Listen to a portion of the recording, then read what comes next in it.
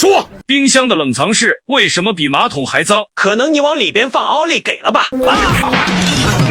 我就是开个玩笑，这主要是冰箱里的环境所致，因为4至8度的温度正好适合细菌繁殖，而很多人又习惯把剩菜、生肉、水果混放一起，当血水和汁液渗漏以后，细菌就会交叉污染，比如生肉上的沙门氏菌能在冰箱存活3至4个月，还有开封后的牛奶没及时喝完，细菌一天能翻几10倍。反观马桶，每次冲水会冲走大部分细菌，而且定期清洗的频率也比冰箱高，知道了吗，乡巴佬？